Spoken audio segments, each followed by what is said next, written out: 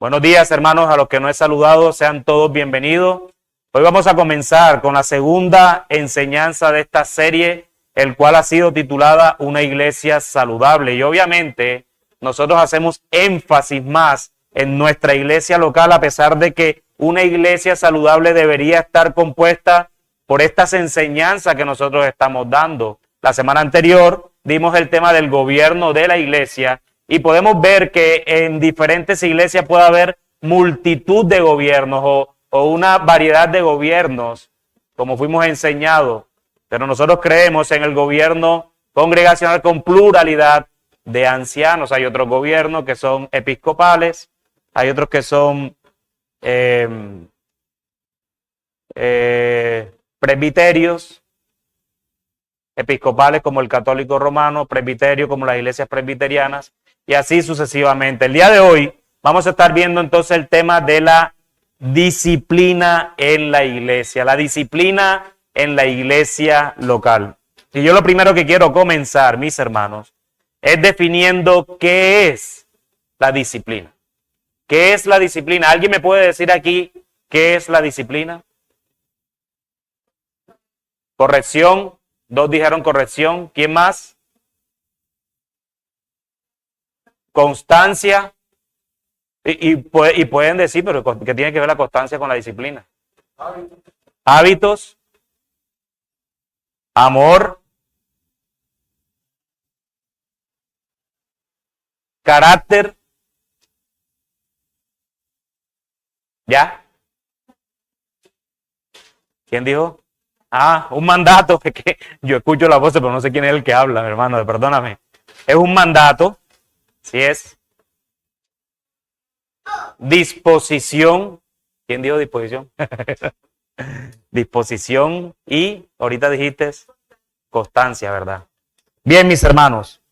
La disciplina de la iglesia es la autoridad divina delegada a la iglesia por Jesucristo para mantener el orden a través de la corrección de los miembros de la iglesia que persisten en pecar por el bien de aquellos atrapados en el pecado, por la pureza de la iglesia y para la gloria de Dios.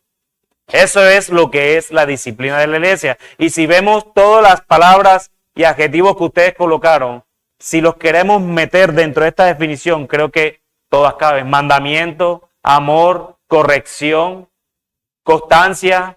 La disciplina de la iglesia es la autoridad divina, no es autoridad de hombre. Es un mandato de Dios, es un mandato divino delegada a la iglesia, a nosotros como iglesia local. ¿Por quién fue delegada? Por Jesucristo, con un propósito para mantener el orden a través de la corrección de los miembros de la iglesia. Y esto es importante, porque no puede haber disciplina a alguien que no es miembro de la iglesia local. Por eso es que alguien me puede decir a mi hermano, pero este señor que lleva 2 semanas aquí en la iglesia, yo lo vi por allá. Pues sí, bueno, está bien. Ve y háblale, porque yo no puedo meterlo a disciplina dentro de la iglesia. ¿Y por qué? Porque no es miembro. Técnicamente y literalmente nosotros como pastores no estamos respondiendo por esas almas que no son miembros de la iglesia local. ¿Y qué pasa con esos miembros? Son los que persisten en pecar y se hace por el bien de aquellos atrapados en el pecado, por la pureza de la iglesia y para la gloria de Dios. Dios quiere que el crecimiento cristiano personal venga a través de medios tanto individuales como comunitarios, y la disciplina de la iglesia es uno de ellos. Y la disciplina de la iglesia tiene ambos componentes, tiene componente individual y tiene componente comunitario. La disciplina es una práctica que tiene lugar habitualmente dentro de la iglesia, y su propósito es mantener al pueblo de Dios en el camino de la perseverancia y exhortar al que está bajo disciplina a arrepentirse. Tiene un propósito, ¿cuál es entonces? Mantener al pueblo de Dios en el camino de la perseverancia y además exhortar al que está bajo disciplina a arrepentirse. Esto se puede concebir tanto en términos formativos como correctivos. La disciplina formativa significa que el orden se mantiene en la iglesia a través de una membresía regenerada, la recta predicación de la palabra de Dios y enseñanza de las Sagradas Escrituras, la administración, óigase bien, adecuada de las ordenanzas dentro de la iglesia y la observancia de los múltiples mandamientos recíprocos que encontramos dentro de la Escritura, los unos con los otros, amados los unos, exhortados los unos, ¿verdad? Todo lo que diga en la Escritura los unos con los otros está dentro de la observancia de la iglesia local. La disciplina de la iglesia formativa es más amplia que la disciplina correctiva y se refiere a la educación de los creyentes a través de la instrucción y de su vida compartida en el cuerpo. Entonces existen dos tipos de disciplina: la disciplina formativa y la disciplina correctiva. La disciplina formativa solo nos habla a nosotros de todo el tema de enseñar, de formar a los miembros de la iglesia, y eso es disciplina. Por eso es importante la palabra constancia cuando lo veíamos ahorita, que pareciese que no, porque siempre cuando pensamos en disciplina, por lo general, incluso hasta los niños piensan que es negativa, que siempre es para corregir algo, pero no. Pongamos este ejemplo a los que van al gimnasio, ¿cierto? Conocerán más de este tema, lo que quiero decir, no es que lo voy a criticar. Cuando tú vas al gimnasio, por gusto propio, tú adquieres una disciplina y te ejercitas, ¿verdad? Y tu cuerpo se va ejercitando. Tan es así que tu cuerpo cada vez incluso te va exigiendo más y más. Está formándose tu cuerpo. Pero ¿qué pasa si estando en el gimnasio tú sufres una lesión en la espalda que normalmente pasa, o en las piernas, o cualquier cosa? ¿Qué vas? Al médico. Y el médico entonces te sugiere que te tienes que hacer una cirugía para corregir ese problema. Entonces ya ves, hay una disciplina en donde se está formando el cuerpo y hay otra en donde se está corrigiendo el daño que fue ocurrido dentro del cuerpo. El propósito de la disciplina formativa es iluminar, alentar, apoyar y sostener a los compañeros creyentes en la disciplina en la que vive y en el cumplimiento de su misión divina. Iluminar, alentar, apoyar y sostener a cada uno de los hermanos en la fe, en la disciplina en la que viven y en el cumplimiento de la misión divina. Pero también está la disciplina correctiva. Trata entonces de la confrontación directa por parte de la iglesia del pecado continuo, conocido e impenitente. Del pecado continuo, conocido e impenitente, porque si el hermano se arrepintió, allí acaba el proceso de disciplina. Si el arrepentimiento es genuino, allí termina. Pero mientras ese pecado siga impenitente, entonces necesita de la disciplina correctiva. Solo donde se enseñan de manera continua las disciplinas personales del aprendizaje y la consagración, la adoración y la comunión, la justicia y el servicio, en un contexto de interés y responsabilidad mutuos, hay un lugar significativo para los correctivos de tipo judicial o de tipo correctivo. No obstante, El Nuevo Testamento enseña con claridad que en ese contexto los correctivos judiciales ocupan un lugar de importancia en la maduración de las iglesias y las personas. En resumen, hermano, la disciplina correctiva madura a la iglesia. La disciplina correctiva madura a la iglesia. Consiste en corregir el pecado en la vida de un creyente, desde confrontarnos mutuamente hasta la excomulgación formal de la iglesia. Es donde tenemos que decir, por ejemplo, hey Tom, creo que estabas equivocado al decir eso. Individual. O incluso finalmente decirle, como la enseñanza de Jesús, María, sé que dice ser cristiana, pero debemos tratarte como un no cristiano porque no dejas de mentir. Esa es la disciplina correctiva. María dice ser cristiana. Aquí no hay ninguna María, ¿verdad? Ah, sí, María Los Ángeles. Está Maripaz, es la que más hay. Vamos a cambiar María. Vamos a poner. ¿Cuál? Juana. Sí, aquí no hay Juana, ¿verdad? Juana. Sé que dice ser cristiana, pero debemos tratarte como un no creyente o una no cristiana porque no te arrepientes y no has dejado de mentir. Para que vean hasta dónde llega la disciplina, que a veces nosotros miramos la mentira como algo como que el Señor perdona fácilmente eso. Porque no voy a poner un ejemplo de que vienes asesinando gente y eres miembro de la iglesia. ¿Sí me entiendes? Porque eso es obvio, ¿no? Esos son los supuestos pecados respetables o los pecados escandalosos. Pero no, para el Señor, mentira es igual que homicidio. Entonces, esa es la disciplina correctiva. Es en este tipo de disciplina, mis hermanos, que nos vamos a enfocar el día de hoy. ¿Por qué la ejercemos?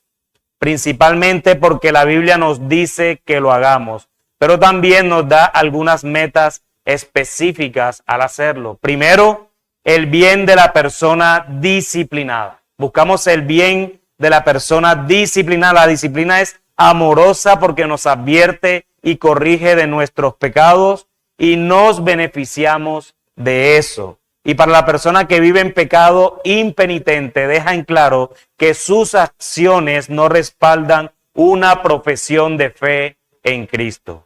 Segundo, el bien de los demás cristianos que ven la grave naturaleza del pecado y sus consecuencias. Tercero, la salud de la iglesia como un todo.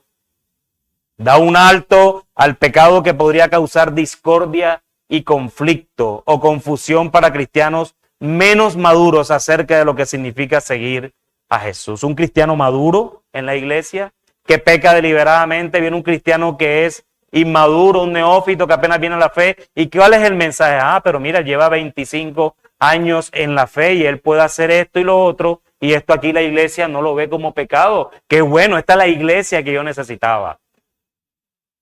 Por falta de disciplina. Y en cuarto lugar, el testimonio corporativo de la iglesia local. La disciplina en la iglesia protege nuestro testimonio corporativo ante un mundo, hermanos, que nos observa permanentemente. Las personas se dan cuenta de que existe una comunidad de creyentes cuyas vidas, en resumen, o se presupone, son diferentes a las del mundo. Ellos pueden fácilmente desacreditar nuestro mensaje cuando nuestro comportamiento es igual al de la gente que nos rodea. De nada sirve ir a predicar, mis hermanos, si el testimonio de la iglesia nos dice otra cosa.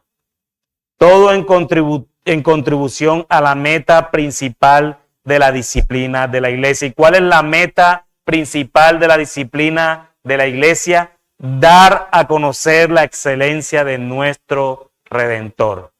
Dar a conocer la excelencia de nuestro Redentor. Entonces pasaremos el resto de nuestro tiempo hablando acerca de cómo podemos ejercer la disciplina correctiva en la iglesia por nuestro bien y para la gloria de Dios. Para ello, vamos a abordar la temática con algunas preguntas. Y la primera que voy a hacer es, ¿qué pasa si alguien peca contra ti? Listo, ya sabemos lo que es disciplina, sabemos que hay una disciplina formativa que tiene que ver con la enseñanza, el discipulado y todo lo que nos enseñan en la iglesia, pero también hay una disciplina correctiva que es donde nos vamos a enfrascar hoy. Pero esa es la teoría. Pastor, ¿y qué pasa ahora si alguien peca contra mí? ¿Le dices por qué estás enojado y luego le das el trato, la indiferencia? ¿Le dices, no te quiero hablar por los próximos 36 meses, te voy a tener en disciplina personal? ¿Por qué te ríes, hermano? ¿Te ha pasado? No me acordaba que tú andas riéndote, ¿verdad? Yo te admiro por eso. Le dices, te hablo dentro de 2 fines de semana, déjame y oro por esto. Mateo capítulo 18, versículos del 15 al 17. Mateo capítulo 18, versículos del 15 al 17. Dice la palabra de Dios. Por tanto, si tu hermano peca contra ti, ve y repréndele estando tú y él solos. Si te oyere, has ganado a tu hermano. Mas si no te oyere, toma aún contigo a 1 o 2 para que en boca de 2 o 3 testigos conste toda palabra. Si no los oyere a ellos, entonces dilo a la iglesia. Y al final del día, si no oye a la iglesia, tenle por gentil y publicano. Entonces, mis hermanos, lo primero, deberíamos ir y hablar con quién, con el que pecó contra nosotros. Vamos a llamar a esa persona el ofensor. Él fue el que te ofendió. Si se niega a escuchar, debemos llevar con nosotros entonces ¿a quién? A 1 o 2 personas más. Si continúa rehusándose, ¿a quién debemos comunicarlo? A la iglesia. Y si al final dentro de la iglesia tampoco lo acepta, entonces ¿qué hacemos? ¿Patadas y golpes? ¿Qué hacemos? Se le trata como un no creyente, ¿verdad? Lo expulsamos de la iglesia universal, ¿cierto? No, hermana. No lo podemos expulsar de la iglesia universal.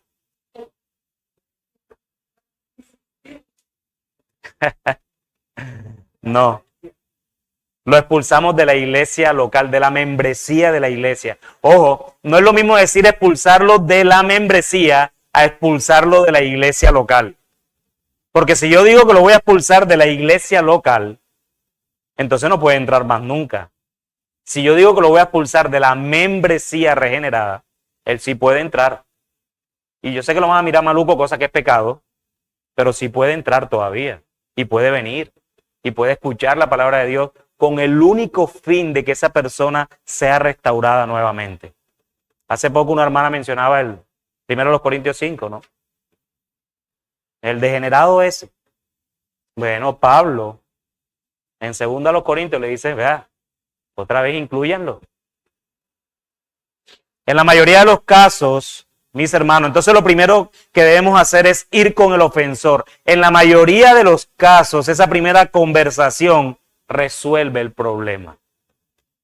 Cuando son dos creyentes, lo va a resolver. Normalmente, la mayoría de los casos se debería resolver allí. La persona se arrepentirá o te darás cuenta de que estabas equivocado, porque muchas veces yo puedo ir allá diciendo, tú has pecado contra mí, donde realmente, ¿cómo pequé, hermano? Es que no me miraste.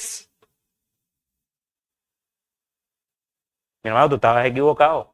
Es que yo traía gafas oscuras. Y si no te hubiese mirado, ¿qué? No ha pasado nada. ¿Cómo podemos prepararnos para una conversación como esa? Porque normalmente nuestras emociones nos llevan rápidamente a tomar acciones lo cual muchas veces no trae la gloria a Dios. Primero, hermano, ora por esa persona. Ora por esa persona, ora para que Dios le ayude a crecer espiritualmente, para que desee conocer más a Dios. Esto puede suavizar tu corazón hacia él o ella en preparación para esa conversación. Segundo, asegúrate de tener una buena razón para ir al ofensor. Algunos pecados son objetivos. Algunos pecados muchas veces son subjetivos.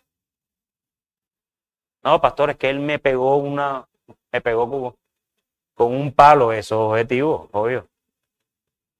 No, pero pastor, es que no me miró. Mano, ¿sabes qué pasa? Te pones pechichón. No, estás como pechiche, hermano.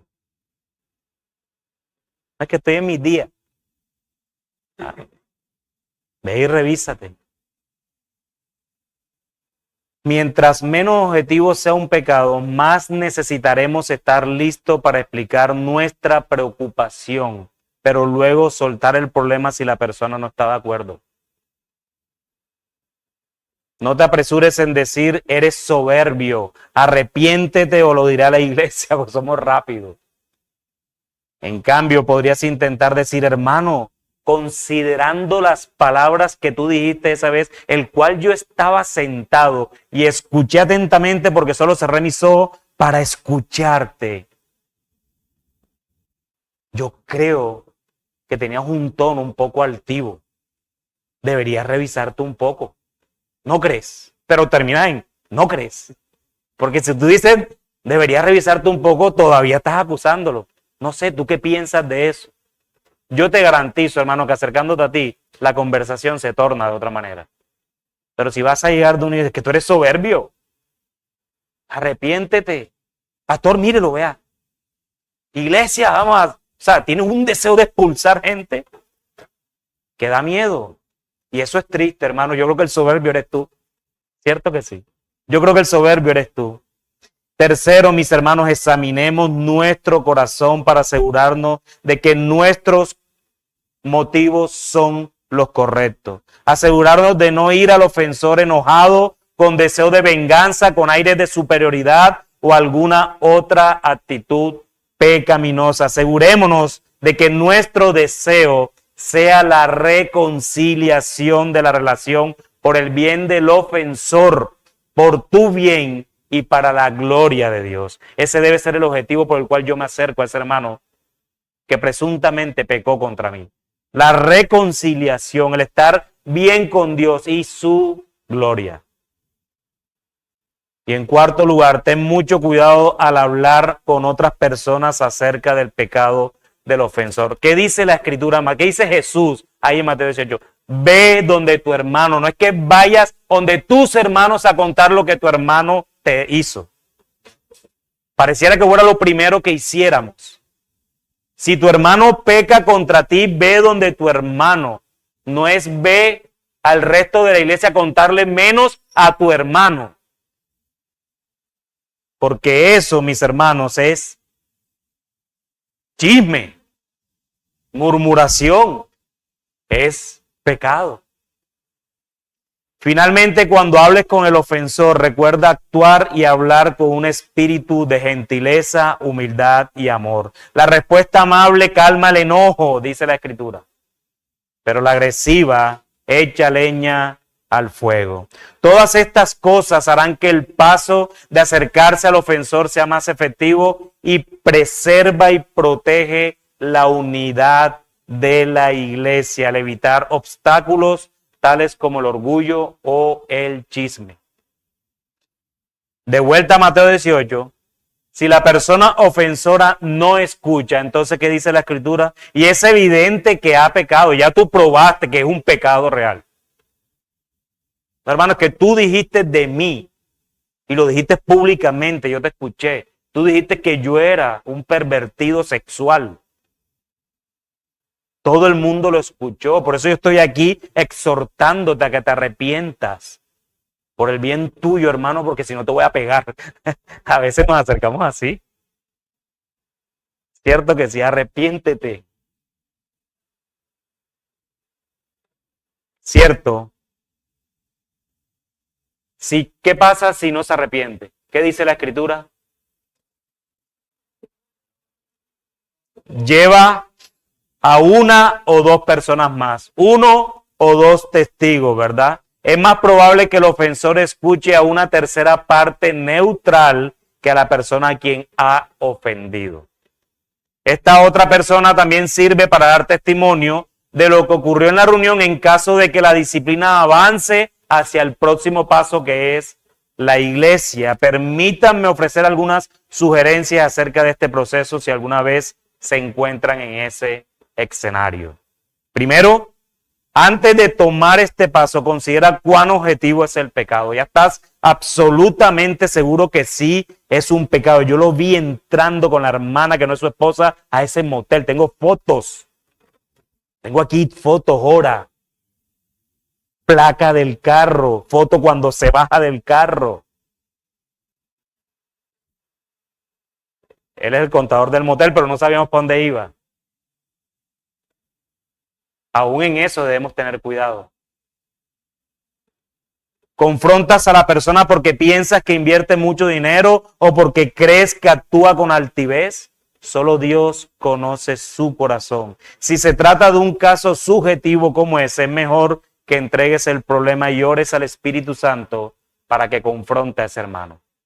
Segundo, si avanzas, entonces asegúrate de que la persona o personas que lleves contigo sean confiables y discretas. No es a una o dos personas la chismosa del barrio donde tú creciste. No es eso, son una o dos personas de la iglesia local. Y que no tengan esa lucha con el chisme además. Porque puede ser una lucha sensata de un hermano. Tienen que ser personas discretas, imparciales, que tengan buen juicio. Por lo general, en este paso se involucran a los pastores de la iglesia. No es porque sean los mejores, sino porque los pastores técnicamente pueden entender muchas cosas de ese hermano que pecó contra ti y que tú tal vez no lo sabes. Por ejemplo, no, pastores, que él, miren, ustedes escucharon, él mintió sobre mí. Sí, hermano, y él tiene una lucha increíble con la mentira, pero vamos a conversar, tráelo para acá y conversamos con él. Pero tú no sabías que él tiene una lucha sensata con la mentira, que es mitómano. ¿Ustedes creen que eso no existe? Personas que mienten y se creen la mentira de una manera empeliculada increíblemente. O personas que les gusta añadir dos cositas más para que la historia se vea más emocionante. Parecen trabajadores de Hollywood. Porque a veces no es suficiente que él sepa y dar la primera noticia. Hay gente que le gusta ser el primero en dar la noticia. ¿Ustedes no han visto eso? Les encanta esa noticia, pero además le suman, yo estuve ahí. Yo estuve ahí. Son mitómanos y se los creen. Tercero, comunícale al ofensor lo que estás a punto de hacer. No inclines una conversación sin antes advertirle. Hermano, te estoy exhortando. No te arrepientes. Es un caso de pecado expreso contra mí. No te arrepientes. Y Mateo 18 a mí me enseña que si tú no te arrepientes, yo voy a traer a uno o dos testigos para que en 2 o 3 tú puedas ser exhortado nuevamente. Así que ya sabes, voy a aplicar Mateo 18 o voy a continuar aplicando Mateo 18. Y cuarto, ten cuidado de no intentar poner, y esto sí, hermano, tengan cuidado, de no intentar poner a los testigos de tu lado. Los hechos hablan por sí solos. Ahora voy a llamar a mi mejor amigo dentro de la iglesia. Hermano, tú sabes que tú tenías algo contra él. Ven, vamos, que ahora sí tenemos 2. Hermano, somos seres pecadores y nuestro corazón es engañoso. Digamos que fueron los 2, 3 imparciales, advertidos, pero nada que la persona dice, no, la verdad no. Si el ofensor sigue negándose a escuchar, la iglesia entonces debe intervenir y puede excomulgarlo si se rehúsa a arrepentirse. Yo sé que la palabra excomulgar le suena católica romana, pero no es católica romana, es simplemente excomulgar, sacarlo de la comunión de la iglesia local, de la membresía de la iglesia local.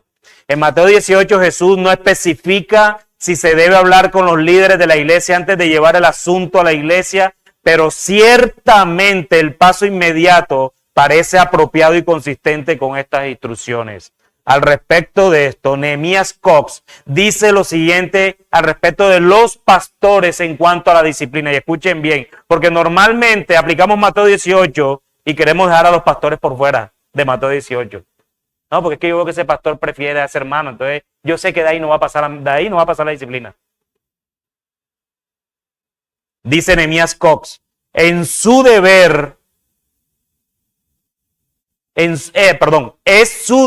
cuidar del debido ejercicio de la disciplina en la iglesia y del orden correcto de todas las cosas que pertenecen al gobierno de la misma. Él es el supervisor de la casa de Dios, está hablando de los pastores, y ha de gobernar en la misma, no en una manera despótica o señorial, sino por el testamento de Cristo. Cristo se lo heredó, como conviene a un ministro y como uno que es puesto sobre la heredad del Señor, quienes son un pueblo que se ofrece voluntariamente y no ha de ser gobernado por fuerza ni rigor, sino con su propio consentimiento. Todos los hermanos tienen parte en el manejo de los asuntos de la iglesia, en este caso de la disciplina, en la admisión y expulsión de miembros. Pero escuchen bien, sin embargo, esto no niega una incumbencia peculiar del anciano en estas cosas, y un descuido de su debida administración será especialmente reclamado a él si es culpable de ello. Nehemías lo que está diciendo aquí es, si hay un proceso de disciplina en la iglesia en donde los pastores no están, el pastor va a responder por esa oveja o no oveja, si es que no lo es, por haber expulsado una oveja sin el debido proceso, porque el Señor nos mandó a pastorear ovejas. Y si en ese proceso metieron a todo el mundo menos a los pastores, hay un problema en el pastorado y hay un problema en la iglesia. Hay un problema de insujeción y hay un problema que el pastorado de verdad no debería estar allí. Entonces, aún en este asunto, a pesar de que Mateo 18, Jesús no lo especifica y llama a los pastores. Recuerdan que los pastores son miembros de la iglesia y puestos incluso por Dios, reconocidos por la iglesia local, entregándole la autoridad de la misma. ¿Cómo es posible que la autoridad de la iglesia no esté vinculado al proceso de disciplina de la iglesia? A no ser que sea él el que esté siendo disciplinado, que ya eso es otro asunto, pero más adelante lo vemos que para los pastores también hay, no crean mis hermanos, no todo es para ustedes. Al ver estos pasos en Mateo 18, podemos ver a Jesús tratando de involucrar el menor número de personas posible. Primero tú y yo, después dos o más o menos uno o dos. Pero está dispuesto a hacer que las cosas se hagan públicas y eso es lo que hará que el ofensor despierte, se arrepienta o sea expulsado. Segunda pregunta entonces. ¿Hasta ahí quedó claro esto? ¿Alguna pregunta de cómo deberías de acercarte a tu hermano? ¿Cuál es el proceso de disciplina? Pero eso es cuando peca contra ti. Si yo peco contra Mari, Mari se acerca a mí. Si yo peco contra Juan Camilo se acerca a mí. Si yo no me arrepiento, estoy hablando como oveja. Porque también hay un proceso con pastores. Pero ya más adelante lo vamos a ver.